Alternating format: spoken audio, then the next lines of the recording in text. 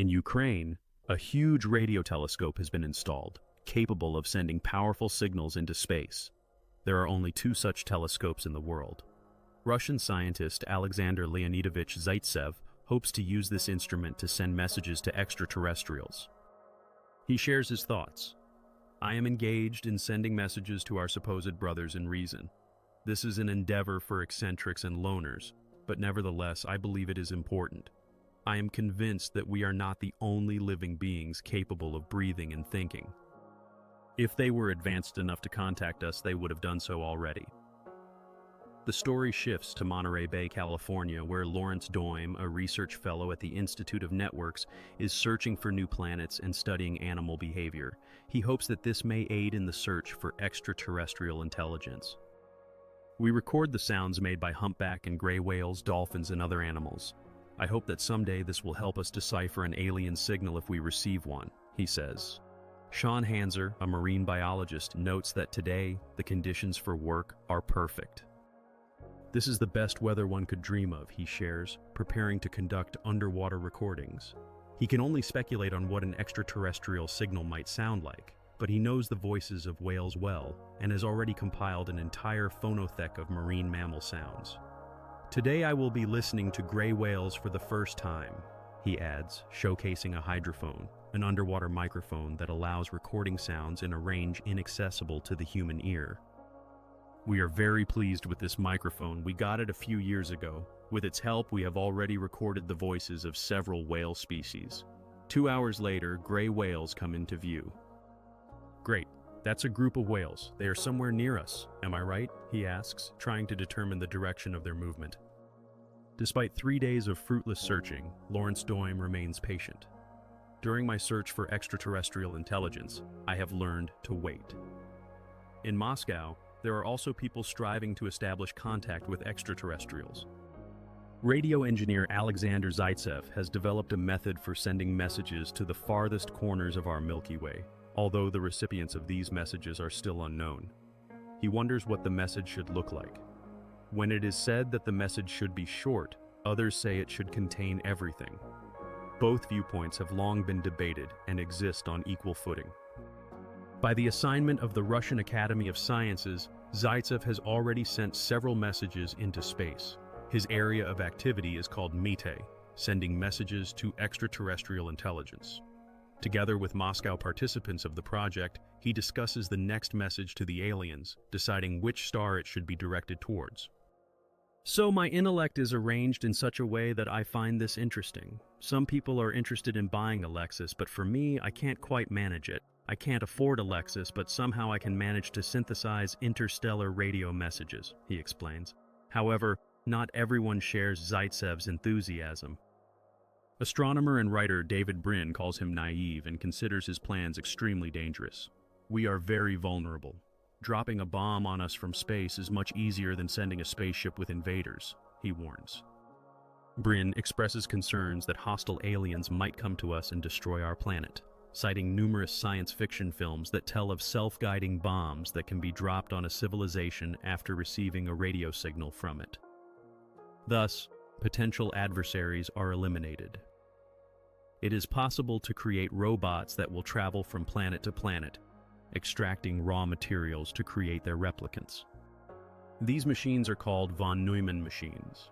However, as one researcher emphasizes, "I do not claim that millions of deadly, horrific, devilish von Neumann machines are just waiting to attack us. I am merely stating that no one has proven otherwise." In his laboratory in Moscow, scientist Alexander Zaitsev is developing the technical parameters of a new interstellar message. He realizes that the scientific community criticizes his activities, but this does not stop him. "No one can stop me," he asserts, continuing to promote his project.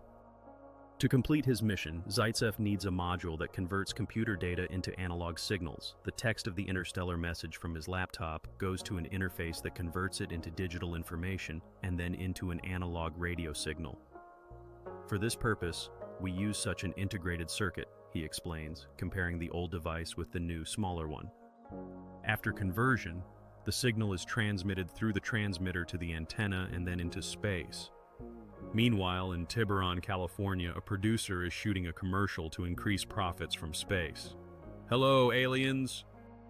I am Dr. David Livingston, the owner-founder of the network spaceshow.com.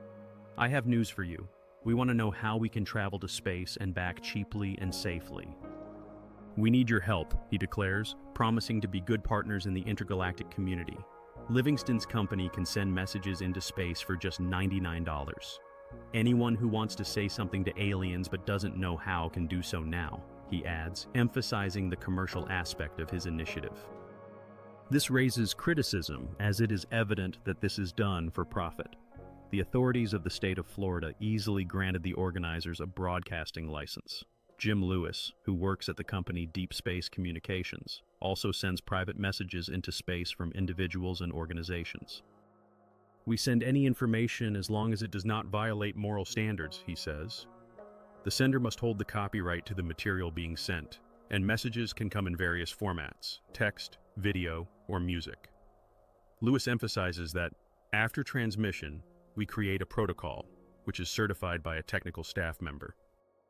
It specifies the time, power, altitude, and azimuth of the antenna, which allows determining the point in space to which the messages were directed. We certify this and issue a certificate to the client regarding where their messages were delivered, he adds, assuring that people from the agency are warned about potential dangers. Nevertheless, Jim Lewis has a clear conscience. All TV stations send signals into space every day, he notes, emphasizing that it is naive to believe that the various electronic means of communication we use on Earth do not send signals into space. So we are constantly sending some messages there, he says, adding that despite this, aliens want to take a closer look at us. It seems they find it necessary to make us more noticeable to themselves in order to achieve the goal of their journey. In Valencia, Spain, the worldwide boom of scientific and private space communications has prompted the International Astronomical Society to take action. I just want to say that scientists from around the world and other wise individuals should meet and discuss this, summarizes one of the participants in the discussion. Every year, leading specialists in the field of space travel gather to exchange information about the latest technical developments and political concepts. At the Congress in Valencia, the adoption of an international agreement that prohibits sending messages to extraterrestrials is being discussed. For many scientists and politicians, the threat to Earth from extraterrestrial civilizations has long ceased to be science fiction. Former American diplomat Michael Michaud, one of the initiators of this treaty, emphasizes that if a ship traveling to Earth at 1/10 the speed of light were controlled by a robot, time would not matter. He poses the question, what if the people launching this ship, or the robots, live forever or perhaps for thousands of years? For them, 43 years means nothing. At the conference, participants split into two camps. Proponents of the agreement warn of the dangers lurking for humanity in space, while others see the international agreement as a threat to their scientific work. Although Alexander Zaitseva was not at the conference, he could have been pleased that the working group did not reach any agreement. This means that he continues to legally send his messages, while Michael Michaud continues the fight for the ratification of his treaty. Michaud insists that it is important to first reach an international consensus, and only then send messages to other civilizations. In 1989, he presented a draft agreement to the United Nations regulating communication with extraterrestrials, which prohibits scientists from responding to signals received from space without prior coordination with the international community. However, the issue of information transmission in this agreement remains unresolved. Now, Michaud and his associates are striving to amend this point, but their proposed treaty is not being rushed into international practice.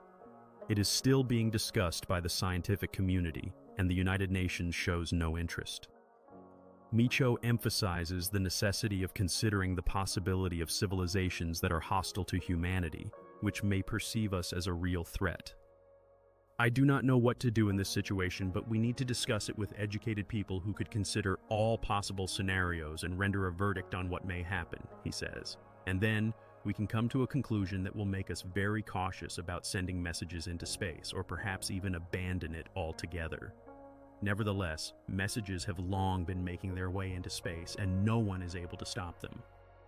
The most effective interplanetary message has been the Voyager project, Initially, it was assumed that two space probes would explore the most distant planets of the solar system and then disappear into the depths of space, becoming space junk. However, at NASA, it quickly became clear that Voyager could undertake a more complex task, to become humanity's messenger in space. Edward Stone, one of the participants in the project, notes that since Voyager was the first spacecraft heading into interstellar space, it was decided to send a message from Earth with it. This message was recorded on an old-fashioned phonograph record, containing not only sound, but also photographs of our planet. Frank Drake, one of the creators of this record, still keeps a duplicate of it in his attic and is happy to show it on special occasions. He describes the container that held the golden records on the Voyager 1 and Voyager 2 spacecraft. To facilitate the participation of future listeners, Drake included instructions and a playback device with the record. However, the most challenging question for him was the content of the golden record. What would interest extraterrestrials the most? He concluded that sending scientific information would be foolish, as they likely already know everything. Instead, he decided that they would be interested in learning about the nature of our planet, because it is truly special. Images of Earth in encoded format are located in the grooves of the golden record. Frank Drake made every effort to create the clearest image of our planet possible. It was a brief overview of the state of our civilization over 70 years. For the first time, we had technologies that could send messages beyond our solar system into interstellar space. This became an indicator of our level of development, which allowed us to send such a message into the universe. Greetings in 22 languages, the sounds of Earth. And music from Bach to Louis Armstrong. In approximately 4 billion years, the sun will explode and destroy Earth, but these two records will continue to travel through the universe and may become the only reminder of our existence. I believe this is of immense significance. I am proud to have been able to participate in such a project. It was conceived to send a message into interstellar space. A space company wants to reveal to the universe humanity's greatest secret. They plan to send our genetic code into space, as well as greetings from children all over the world. Hello, extraterrestrials. Space, I am from Earth. I want to make contact. Dear aliens, please be kind and we will invite you to our Earth. How do you live there? If you want, come to us on Earth. It is nice here too. As part of the project, every child will add their hair, as the root of the hair contains DNA. In this way, representatives of highly developed civilizations will be able to learn everything about humanity. Hello, my name is Taser. I want to give you my hair so that you can make me the same, so that aliens can take my photographs. Greetings from another planet. Will aliens ever be interested in these children? Will this happen because a space company decided to joke? There is something to think about. David Brin. Supporters of the network believe that all alien races are friendly. I do not know if this is true, as there is no evidence. Perhaps there are highly developed alien races that are not friendly. If that is the case, can they harm us? I do not know. That is the question. We do not know this. Eupatoria, Ukraine. Alexander Zaitsev can send his messages only from one place. From here, from the shore of the Black Sea. The Eupatoria radio telescope is one of the two largest in the world, equipped with a powerful transmitter.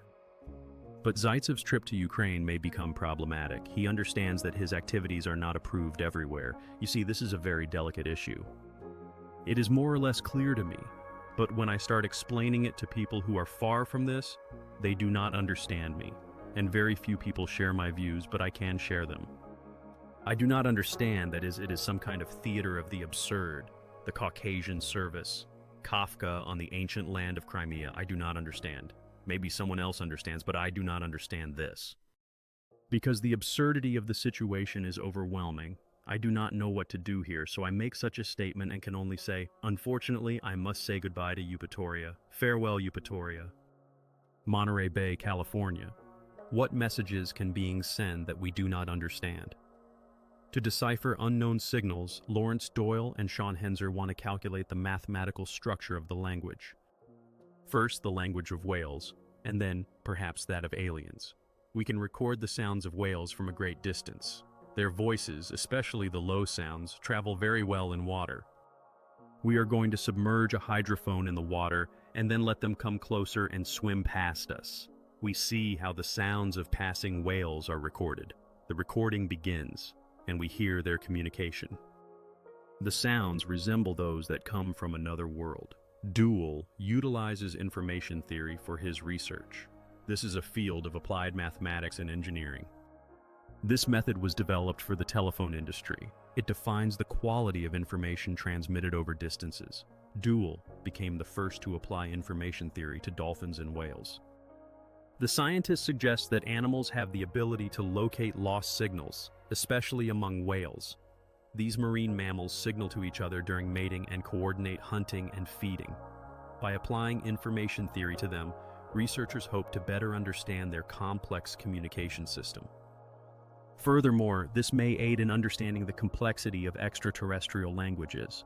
Some skeptics argue that researchers from the SETI program should direct their radio telescopes at Los Angeles rather than the starry sky.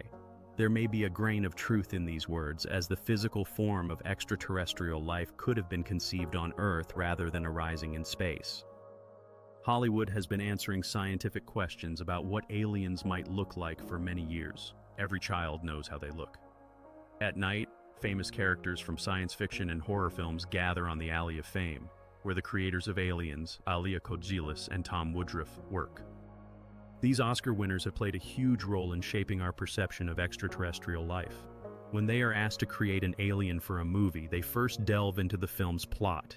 The image must correspond to the film's demands. Sometimes aliens need to be dangerous, sometimes thoughtful or kind, and at times their motives remain unclear. Their goal is to create an image that will be understandable to viewers and support the film's main idea. Perhaps the aliens we encounter will look nothing like we imagine. Hollywood sets average standards for their appearance. For example, the alien from the film Alien Resurrection has a very long neck. This is part of the design decision to make it resemble a vulture. Inside the suit are components that allow the actor to see and breathe. The creators must consider not only the film, but also the comfort of the actor. This character must evoke horror, with almond-shaped eyes, a small mouth, and an almost shapeless nose. Additionally, they invent details that evoke fear, such as sunken cheeks, visible jawbones, and hollowed temples, to create a skeletal-like image. The success of science fiction films indicates that the idea of aliens fascinates humanity. In the 1950s, the myth of UFOs was born, and the media began reporting on anything that could resemble a flying saucer. Do flying saucers actually exist? Professor Paul Mueller from the University of California, in his spare time, created a model of a flying saucer with a diameter of 4 meters and is ready to test it in action. At the same time, fear is growing of hostile UFOs capable of destroying Earth and humanity. How likely is such a scenario? Scientists allow for the possibility of aliens coming to Earth, but the stars are at vast distances from one another. Even with modern technology and science, we cannot propose a practical solution for how to reach a neighboring star. Perhaps we will communicate through electronics, and radio waves will become the primary means of contact with other intelligent beings. There is also the option that one day we will send self-repairing robots, but what will that give us? Why all this? Many believe that such robots could become uncontrollable and turn against their creators. Given the level of science today, physical contact with aliens remains impossible. Many still believe that UFOs visit our planet, claiming that the American government is hiding this information. Representatives of the Air Force are regularly invited on television to answer new questions. From time to time, the Air Force is accused of withholding facts about UFOs. Colonel Tucker, responding to these accusations, states that they are absolutely unfair. He emphasizes that the U.S. Air Force, in conjunction with the Press Center of the Department of Defense, regularly publishes data on UFO phenomena and always supports the media in their efforts to conduct their own investigations. We have absolutely nothing to hide, he asserts. However, despite this, the question arises, where do the countless UFO witnesses come from? Colonel Tucker explains that many of these sightings may be optical illusions or homemade models suspended on fishing line and photographed. Nevertheless, he acknowledges that there are cases that science cannot explain. UFO sightings are recorded all over the world, but one place stands out in particular: Rochelle, Nevada. Here, Unusual flying objects regularly appear over a road known as Alien Highway. Little Alley Inn is the only pub within a radius of 80 kilometers and a meeting place for the residents of the small town of Rochelle, which consists of a cluster of mobile homes. Regulars at the establishment are convinced that aliens visit them regularly. Glenn Kinsey, the cook from Little Alley Inn, shares his experience. "I believe they exist. In 1972, I was 9 years old, and my sister and I saw a huge gray disc that could cover 3 or 4 city blocks. It happened in Southern California in broad daylight," he continues. "For several weeks, I observed a very bright light in the sky. It did not look like an ordinary celestial body. It was too close to the ground. I have no idea what it is, but one night, one side of the light was red and the other was orange." Glenn Kinsey notes that each time the light appears in the same place and wonders if it could be something in the mountains. "No, the disc hovers over the testing ground," he says, describing how it remains motionless in the air early in the evening. What do these glowing points conceal that perplex the locals and visitors of the Alien Highway? Could a UFO undetected by radar and the United States Air Force be hovering over the Nevada desert? And why are scientists not interested in this phenomenon? "I watch it every night to make sure I'm not going crazy," adds Glenn Kinsey, emphasizing his caution. "In this small town, there are people who are interested in myths and want to see if it is true. There are also those who claim to have had experiences communicating with aliens. They want to come here and share with others who have had similar experiences," he says. "The secret may be hidden behind a chain of hills stretching along the Alien Highway." Behind the hills lies the secret military base Nellis, where the United States Air Force tests military aircraft. This is just a few kilometers from the mobile hometown of Rochelle. Dave Sims, a retiree, spends hot days in the desert at a homemade observation point, from where he can see the aircraft of the Air Force well. "Many combat aircraft have been tested here," he says, noting that, in the desert silence, these machines can seem very unusual. "A lot of technical innovations are still being tested, including Raptors and secret directed energy technologies. There may be an object hovering in the sky that no radar will detect. This creates uncertainty, as you never know what to expect from an enemy and how to strike them. It is possible that this is related to the military base known as Area 51, a top-secret facility." For many years, among supporters of UFO theories, there have been rumors that the Air Force stores fragments of crashed UFOs in underground bunkers and attempts to reverse engineer their technologies. However, there is no evidence to support this. For a long time, the United States government did not respond to these rumors, neither confirming nor denying them. For UFO theorists, this became confirmation of their assumptions. Under public pressure, the United States government decided to conduct an investigation into the UFO phenomenon. In 1969, a report known as the Blue Book Project was published. This document contained objective explanations for more than 12,000 UFO sightings, but it did not contain anything that confirmed their existence. Surveys were collected and processed over a period of 20 years, and ultimately 700 cases were found that the government could not explain. Some of these became classics and even attained cult status, such as the film that allegedly shows the autopsy of a dead alien. Despite the fact that it is easy to prove that this film is a hoax, the legend of aliens continues to live on. The alien autopsy film has become a modern myth and has secured its place in American pop culture. It is a profitable business selling small keychains with alien figurines. People are interested in communicating with the universe, but it is not as simple as just buying a toy with big eyes. Reflecting on such matters, one can understand that we cannot even imagine what our lives could be like if all of this were true. Science becomes more exciting when it encounters astonishing phenomena of nature. In the laboratory, Lawrence Doime and marine biologist Sean Hanser are separating whale sound recordings into individual components and analyzing the structure of the sounds. They discover that whale signals have a hierarchical structure previously observed only in human languages. Whales compose individual sounds into phrases that are periodically repeated, indicating communication. However, the researchers are not quick to assert that whales have a language, as their form of communication has not yet been sufficiently compared to human language. Some anthropologists argue that the more complex a language is, the more complex the community is, and this can be observed in the case of whales. If this assumption is correct, then the complexity of an alien language may prove to be too high. David Brin, an author of science fiction novels, often reflects on what a signal from space should sound like. He dreams of hearing a genuine signal, but the universe remains silent. This silence frightens him. If there are many intelligent beings on other planets, and they are all silent, perhaps we should follow their example.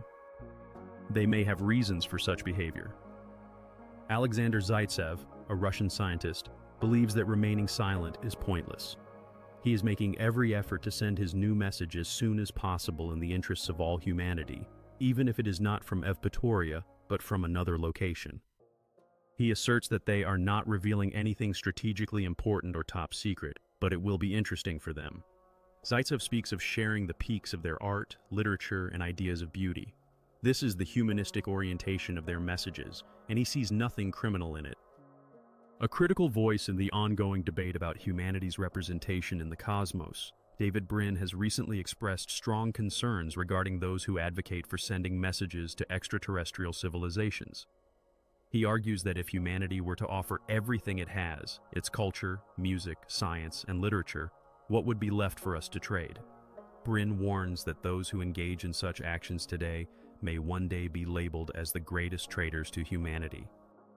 He is astonished that, aside from himself, no one else seems to protest when it comes to the safety of our planet in the vastness of space. He emphasizes the vulnerability of Earth, noting that the existence of even a single form of intelligent life can pose a significant threat. The risks multiply exponentially if multiple intelligent species are involved. While he advocates for diversity and tolerance, Brin stresses the necessity for humanity to unite. He believes this collective effort is of utmost importance, marking a crucial moment in the conversation about our place in the universe.